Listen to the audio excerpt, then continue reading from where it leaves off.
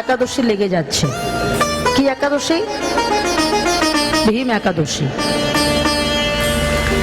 মাঘ মাসের এই একাদশী তিথি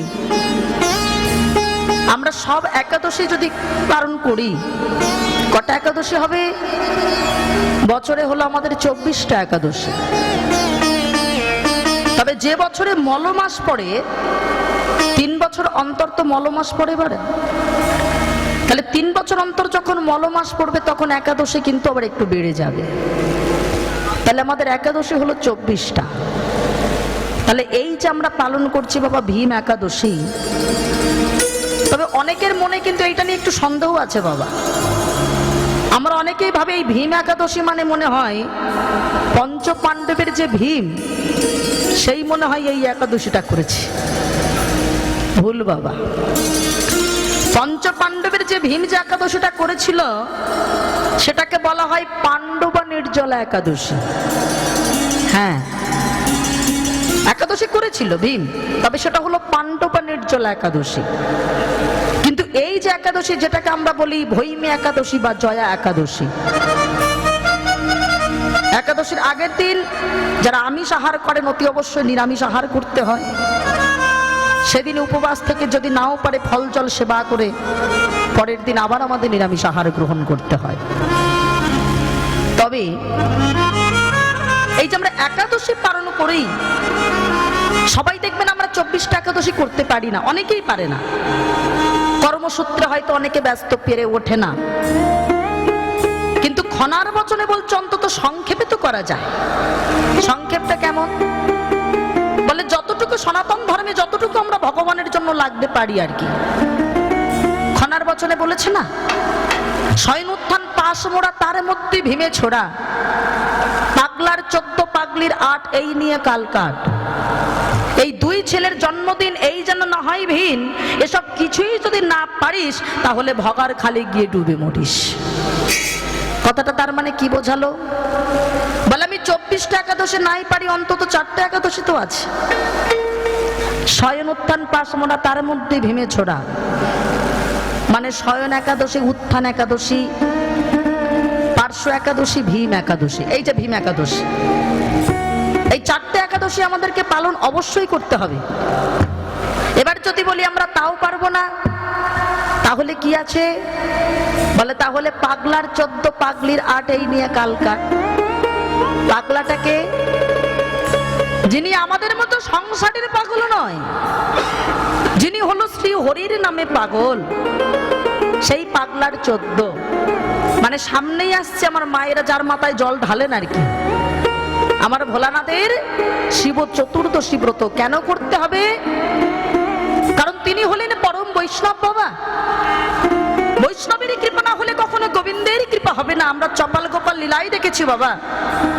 স্বয়ং ভগবান তিনি নিজেই বলেছেন, বৈষ্ণবের চরণে অপরাধ করলে তার কৃপা না পাহলে কখনো আমার কৃপা হবে না। আগে বৈষ্ণবের কৃপা প্রয়োজন। তাই যিনি হলেন শ্রেষ্ঠ বৈষ্ণব, পরম বৈষ্ণব, আমার বাবা ভোলানাথের কাছে তোমাদের শিব চতুর্দশী ব্রতটা পালন করতে হবে। আমার মায়েরাই যে শুধু পালন করতে পারেন এ কথাটা ভুল বাবা। চতুর্দশী ব্রতটা প্রথম যদি কেউ পালন করে থাকে একজন বেদ, যিনি ছিলেন পুরুষ মানুষ, পালন করেছিলেন। এবার বলছে পাগলার 14 পাগলির 8। পাগলা যদি ভোলানাথ হয় তাহলে পাগলিটা কে হবে মায়েরা? মা দুর্গা হবে না? ওই যখন দুর্গা পূজা হয় মহাষ্টমী ব্রত আমরা করি না, ওটা করতে হবে। এবার বলছে তাও যদি না পারো তাহলে 2 ছেলের জন্মদিন এই যেন না হয় ভিন। 2টো ছেলের জন্মদিন যেন পালন করতে তোমরা ভুলো না বাবা। কে গো? এই চৈত্র মাসেই আসছে একজন রামচন্দ্রের রাম নবমী, আর একটা আমরা পালন করি ভাদ্র মাসে। কে বলেন তো মায়েরা? জন্মাষ্টমী। ভগবান শ্রীকৃষ্ণের জন্মাষ্টমী ব্রত, এই 2টো ছেলের জন্মদিন তোমরা পালন করতে ভুলো না গো। এবার যদি বলি কিছুই যদি না পারিস তাহলে ভগার খালে গিয়ে ডুবে মরিস, মানে আমরা যদি বলি মায়েরা আমরা ধর্মকর্ম পারবো না, আমরা উপবাসে যেতে পারবো না, আমরা পূজার্চনা করতে পারবো না, যদি আমরা মনে করি নিজেকে অকম্মার ঢেকি যদি মনে করি আর কি, বলে তাহলে কিছুই যদি না পারিস তাহলে ভগার খালে গিয়ে ডুবে মরিস। ভগার খাল মানে কোনটা মায়েরা? ওই যে মা গঙ্গা। কেন ভগার খাল বললো? বলে স্বয়ং ভগীরথ সকল রাজার 60,000 বংশধরকে উদ্ধার করবেন বলে তিনি নিজেই মা গঙ্গাকে তিনি বাবাই ধরাধামে এসেছিলেন, এনেছিলেন। সেই জন্যে মা গঙ্গার আর এক নাম হয়ে গেল ভাগীরথী। তাই বছরে একবার করে হলেও তোমরা ওই গঙ্গার জলে গিয়ে ডুব দিয়ে আসো। কেন জানো? মনে রেখো, ভগবানকে পেতে গেলে আর কিছু হোক না হোক একটা জিনিস মনে রাখতে হবে, যদি পেতে চাও কিছু তবে আগে হও নিচু। গঙ্গার জলে গিয়ে তুমি শুদ্ধতা হলে, তুমি পরিষ্কার হলে, সেটা তো বাবা বাইরে হলো, ভিতরটা কি হলো? ও মায়েরা, ভগবান কোথায় থাকে গো? ওই মন্দিরে? ওটা তো শুধু চোখে মূর্তিটা দেখা যায়। ভগবানের প্রত্যেকটা মানুষের দেহে যদি এখানে না থাকতো না বাবা, এই যে আমরা নিঃশ্বাসটা নিই, এই যে বেটা একবার ভিতরে ঢুকছে আবার বাইরে বেরোচ্ছে, ও বেটা একবার বাইরে গিয়ে যদি মনে করে আর ভিতরে ঢুকবো না, তাহলে আর হলো কি বাবা? তাহলে এই দেহে প্রাণটা তিনি আছেন বলে আমরা আছি, তিনি না থাকলে এই দেহটার কোনো দাম নাই। হরিব বলে যেদিন আমার আমিটা যেদিন বেরিয়ে যাবে সেদিন দেখবে আর আমি বলে আর কিছু নেই বাবা। সারাক্ষণ তো সব আমার বাড়ি, আমার গাড়ি, আমার ছেলে, আমার মেয়ে করে গেলাম, কিন্তু যেদিন আমার আমিটাকে আর খুঁজে পাবো না সেদিন বাবা দেখবেন আর কিছুই, আমাদের অহংকারের কিচ্ছু আর থাকলো না। বলে দেখো, আসলে আমাদের যেটা প্রয়োজন, যদি পেতে চাও কিছু আগে হও নিচু। সাধুগুরু বৈষ্ণবের চরণে আগে নিচু হওয়াটা জানতে হবে। যে না নিচু হতে পেরেছে সে কখনো উঁচু হতে পারবে না বাবা। হ্যাঁ গো মায়েরা, আজকালকার জগতের ছেলে মেয়েরা এরা পিতামাতার চরণেই প্রণাম করে না, সেখানে সাধুগুরু বৈষ্ণব তো অনেক দূরের কথা বাবা, বলেন না? আজকাল সন্ধ্যে সকাল হলে আমরা পিতামাতার চরণে প্রণাম করতে আর জানি মা, আমরা তো ভুলে গেছি। যদি পিতামাতার প্রতি সেই ভক্তি, সেই ভালোবাসা যদি আমাদের থাকতো, তাহলে পিতামাতার জন্য সুন্দর করে বৃদ্ধাশ্রমটা তৈরি হতো না বাবা। ভালো করে ভাবেন তো মা। আমরা ভাবি পিতামাতাকে আমরা মুখে তুলে বলি যে তুমি কত বড় বাড়ি করতে পেরেছো, কত টাকা আমাদের দিতে পেরেছো, কিন্তু অর্থের থেকেও যে কত বড় সম্পদ বাবা পিতামাতা, সেটা বোঝা যায়। কথাই বলে না, মানুষ তো দাঁত থাকতে দাঁতের মর্ম বোঝে না। একবার যদি পিতামাতার মতো ছত্র ছায়া যদি একবার চলে যায়, তবে সেই সন্তান বোঝে কতটুকু কষ্ট, কতটুকু যন্ত্রণা। যে সন্তানের পিতামাতা হারিয়েছে সে ছাড়া আর কেউ বুঝবে না বাবা। যেমন আমি আপনাদের কাছে আজকে যে গৌরপ্রিয়া হতে পেরেছি, এর পিছনে আমার নিজের গর্ভধারিণী মার অনেক কৃতিত্ব আছে বাবা। আমার মাও ছিলেন একজন কীর্তনিয়া, সারথী দাসী মণ্ডল। আজকে মা আমাকে যদি কীর্তনটা না শেখাতো, আমি তো আপনাদের মতো বাবা মার কৃপা পেতাম না। কিন্তু দুঃখের বিষয়টা কি জানেন বাবা, আমি আমার নিজের গর্ভধারিণী মাকেই হারিয়েছি এই চৈত্র মাসেই। কোনো রোগ ছিল না। আপনারা সবাই জানেন আমার গ্রামের আদি বাড়িটা হলো সন্দেশখালী। এখন হয়তো কর্মসূত্রে আমি বাড়ি করেছি কলকাতায়। সন্দেশখালী বিএলআর অফিসের পাশে প্রতি বছর কীর্তন হয়, সেটা আপনারাও জানেন। কিন্তু আমার মা কতটা কম বয়স, যারা চেনেন তারা জানেন। কোনো রোগও ছিল না শরীরে, ইচ্ছা ছিল দোতলা মন্দির করবে, সেটাও করেছে। কিন্তু 2 সেকেন্ড, এতদিনে হরিবাসরে বলেছি বাবা আমাদের জীবনের সময়টা বড় কম, আমরা 2 সেকেন্ডের মধ্যে আজকে কীর্তন শুনতে পাচ্ছেন, আজকে শুনে নেন, কালকে কিন্তু নাও সুযোগটা হতে পারে। সারা জীবন হরিবাসরে বলে গেলাম যে আজকে শুনতে পাচ্ছেন, কাল আর সুযোগটা নাও হতে পারে। আজকে আমার জীবনে সেটাই প্রমাণ হয়েছে বাবা। আমি যখন বাইরে ছিলাম কীর্তনে, আমার মা 2 মিনিটও সময় দেয়নি, 2 সেকেন্ডে সুস্থ শরীরে মৃত্যু হয়েছিল বাবা। কিন্তু একটা কথা কি বলে গেছিল জানেন? শোনো মা, যে কীর্তন আমি তোমায় শিখিয়ে যাব, যার মধ্যে থেকে তুমি নিঃস্বার্থী অনেক ভালোবাসা, তুমি অনেক পিতামাতাকে পাবে, আমি তো সারা জীবন থাকবো না। সেটাই হলো বাবা। পিতামাতা সারা জীবন হয়তো থাকে না, আজ আমার মা নেই হয়তো, কিন্তু আপনাদের মতো বাবা মায়েরা যারা নিঃস্বার্থভাবে ভালোবাসা দিয়ে তো হরিবাসরে বসেছেন, এটা তো পাওয়া হতো না যদি না মা থাকতো। তবে নিজে পিতামাতার চরণে, সাধুগুরু বৈষ্ণবের চরণে প্রণাম করলে যে কি পাওয়া যায়, তা মহাভারতের যুধিষ্ঠির তা প্রমাণ দিয়েছিল বাবা। কুরুক্ষেত্রের যুদ্ধটা যখন 2 দিনে বাকি ছিল, নিজে যুধিষ্ঠির গিয়েছিল তার জেঠিমা, মানে ওই দুর্যোধনের মা, যার 100টা ছেলে, ওই জেঠিমার চরণে প্রণাম করতে। বড় মা গো, আমায় একটু আশীর্বাদ করবে। কেন এসেছিস? তোরা 5টা ভাই আমার 100টা ছেলের সাথে যুদ্ধ করবি, তোরা হলি আমার শত্রু, এখান থেকে দূর হয়ে যা, আমি তোর মুখ দেখতে চাই না। বড় মা, তুমি আমাকে শত্রু ভাবলেও আমি তোমায় শত্রু ভাবি না। জানো বড় মা, যারা সংসারে জেঠিমা হয় তারা নাকি বড় মা হয়।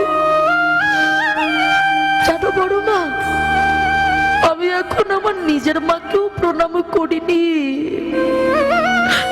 আমি জানি তুমি তো আমার বড় মা, তাই আমি তোমার কাছে এসে প্রণাম করছি। বড় মা গো, তুমি আমার মাথায় হাত দিয়ে একটু আশীর্বাদ করবে বড় মা। আমি যদি মরে যাই আমার দুঃখ নেই, তবে এই জন্মে যেমন আমি কৃষ্ণ ভক্ত হয়ে বেঁচে আছি, আমি মারা গিয়ে যদি আমার মনুষ্য কুলে জন্মগ্রহণ করি, তবে আমি যেন আমার কৃষ্ণ ভক্ত হতে পারিনি। তাই গৌর হরি বল, হরি বল। আচ্ছা বলেন তো মায়েরা, যত বড় পাষাণী হোক না কেন, তার আর কোনো রাগ থাকে?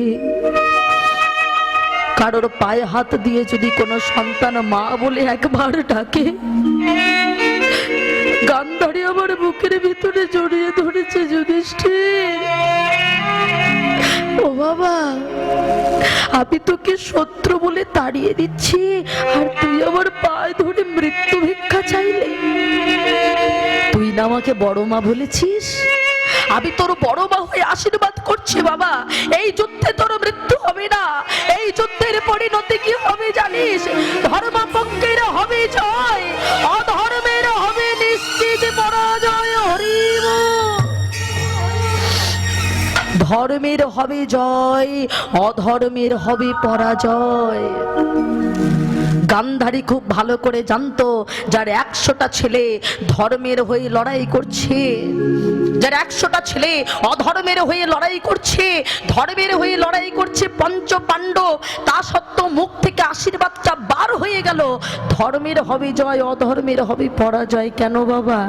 ওই যে, যদি পেতে চাও কিছু তবে আগে হও নিচু। ওই যে নিচু হয়ে প্রণামটা করেছিল বলে আশীর্বাদটা পেয়ে গেল। যেই না চলে যাচ্ছে, ভগবান পিছনে দাঁড়িয়ে দাঁড়িয়ে হাসছে। যুধিষ্ঠির, আমি জানতাম আমি হয়তো সব থেকে বেশি বুদ্ধিমান, এখন তো দেখছি তুমি আমার থেকেও বেশি বুদ্ধিমান।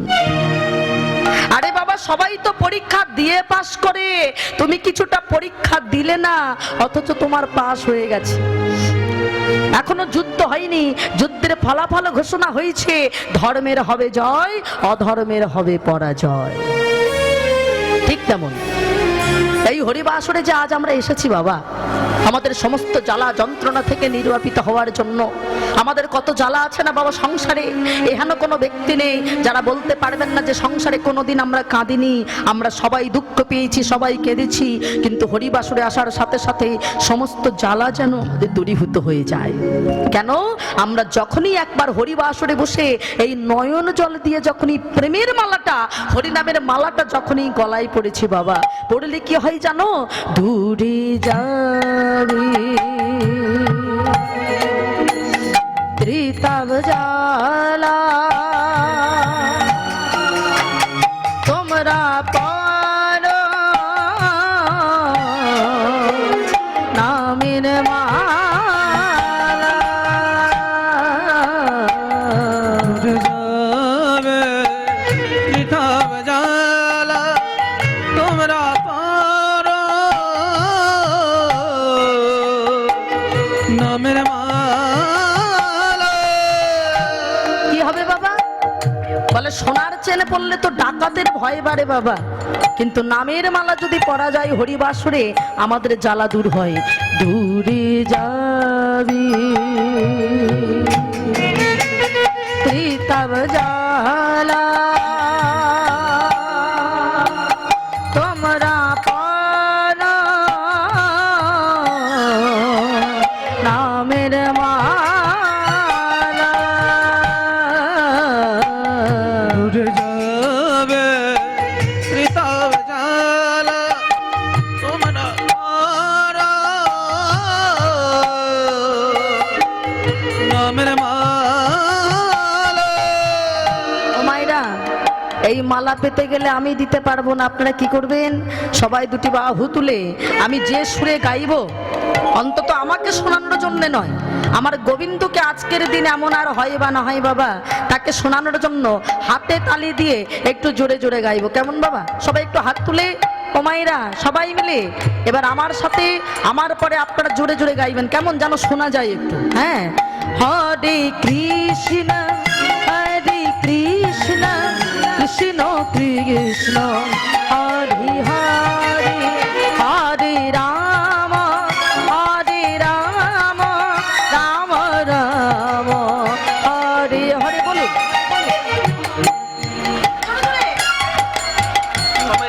না, উলু পরে, আগে গানটা হবে। আরেকটু জোরে, হরে রাম।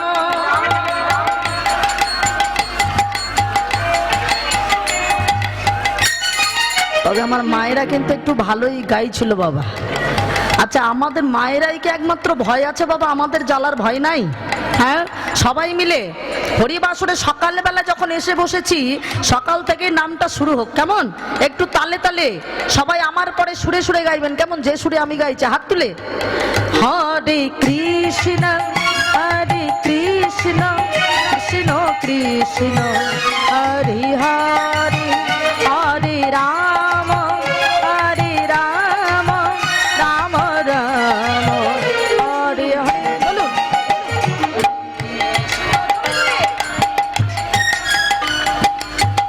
বাহ সুন্দর, বাহ হরে রাম, বাহ সুন্দর, বাহ হরে কৃষ্ণ কৃষ্ণ কৃষ্ণ কৃষ্ণ হরে হরে হরে রাম রাম রাম হরে হরে। উল্লো ধ্বনি হরিব। হরে কৃষ্ণ কৃষ্ণ কৃষ্ণ হরে হরে হরে রাম রাম রাম রাম হরে হরে। নাম গায় কৃষ্ণ নাম মধুর নাম। হরি বল হরি বল। শোভা নাম গায় কৃষ্ণ